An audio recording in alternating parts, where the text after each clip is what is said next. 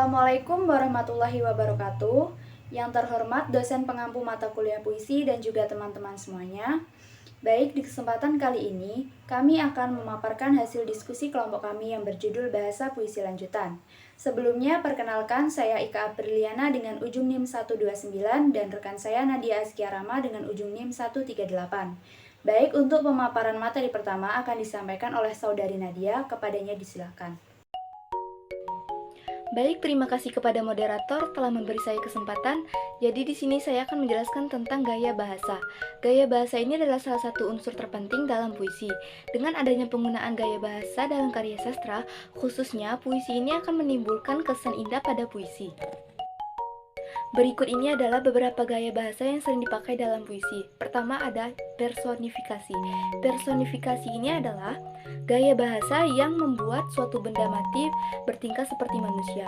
Lalu kedua ada metafora. Metafora ini adalah gaya bahasa yang suatu benda tidak mempunyai sifatnya yang biasa, melainkan sifat yang lain. Lalu ketiga ada pengulangan. Pengulangan ini adalah penjajaran beberapa kata, frasa, dan kalimat yang sama.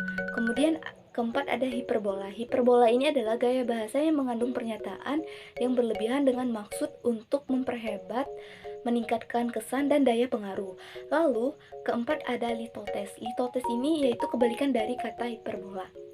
Hiperbola ini mengecilkan atau mengurangi keadaan yang sebenarnya. Itu maksud dari litotes.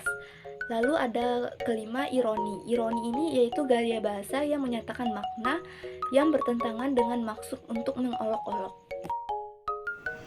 Materi selanjutnya yaitu jenis-jenis gaya bahasa yang sering digunakan dalam puisi. Yang pertama yaitu gaya bahasa perbandingan. Gaya bahasa perbandingan dalam puisi sering digunakan untuk membandingkan benda mati sebagai benda hidup. Gaya bahasa perbandingan yang sering muncul dalam puisi yaitu simile, metafora, personifikasi, dan majas. Misalnya, senyummu menghangatkanku. Yang kedua yaitu gaya bahasa pertentangan.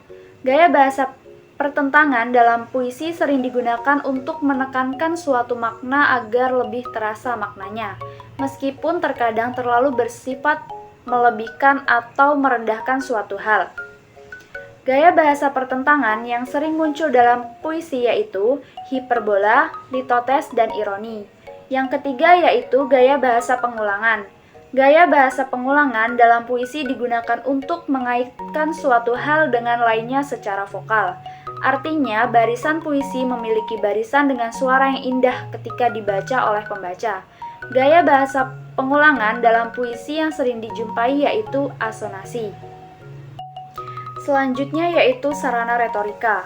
Sarana retorika merupakan salah satu unsur pembangun puisi yang digunakan penyair sebagai alat untuk menyampaikan pikiran, perasaan, dan gagasan kepada pembaca atau pendengar. Menurut Althorben, 1970, mengistilahkan sarana retorika sebagai sarana kepuitisan yang berupa muslihat pikiran. Dengan muslihat itu, para penyair berusaha menarik perhatian, pikiran, hingga pembaca berkontemplasi atas apa yang dikemukakan penyair. Selanjutnya yaitu ada jenis-jenis sarana retorika. Yang pertama yaitu hiperbola. Hiperbola adalah sarana retorika yang menyatakan sesuatu secara berlebihan dengan membesarkan fakta atau emosi dari kenyataan yang sesungguhnya. Yang kedua yaitu tautologi.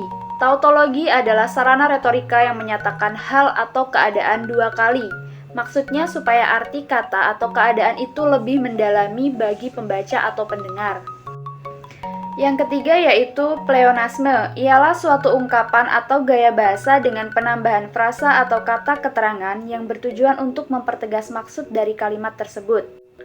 Yang keempat yaitu enumerasi, adalah gaya bahasa yang dipakai untuk menyebutkan beberapa peristiwa yang membentuk kesatuan dilukiskan bagian demi bagian supaya jelas. Yang kelima yaitu reticense. Sarana ini mempergunakan titik-titik banyak untuk mengganti perasaan yang tak terungkap. Yang terakhir adalah paradoks. Sarana retorika yang menyatakan sesuatu yang berlawanan tetapi sebetulnya tidak, bila sungguh-sungguh dipikir dan dirasakan.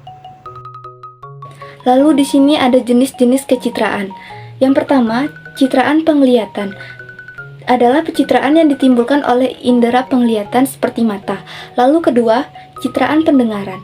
Citraan pendengaran ini adalah yang dihasilkan dengan menyebutkan atau menguraikan bunyi suara, misalnya dengan munculnya diksi sunyi, tembang, dendang, dentum, dan sebagainya. Lalu ketiga, ada citraan perabaan.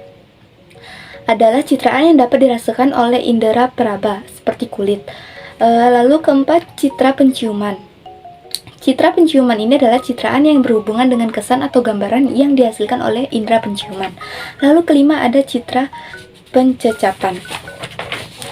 Citra pencecapan adalah citraan yang berhubungan dengan kesan atau gambaran yang dihasilkan oleh indera pencecap. Lalu keenam, ada citra gerak. Citra gerak ini adalah gambaran tentang sesuatu seolah-olah dapat bergerak.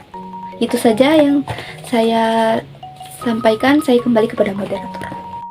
Baik, dari materi yang sudah kami sampaikan tadi dapat disimpulkan bahwa dalam puisi, bahasa lanjutan memanfaatkan sarana retorika seperti gaya bahasa atau majas dan teknik pencitraan atau imaji untuk memperkuat ekspresi dan membangun suasana.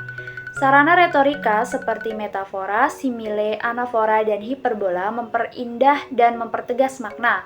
Sementara itu, pencitraan atau imagery menghadirkan gambaran panca indera atau visual auditif, taktil, dan lain-lain, agar pembaca dapat merasakan pengalaman puisi secara emosional dan imajinatif. Kami membuka sesi tanya jawab kepada teman-teman yang ingin bertanya. Kami silakan untuk 3 penanya saja. Baik, itu saja yang dapat kelompok kami sampaikan. Kurang dan lebihnya mohon maaf. Saya akhiri. Wassalamualaikum warahmatullahi wabarakatuh.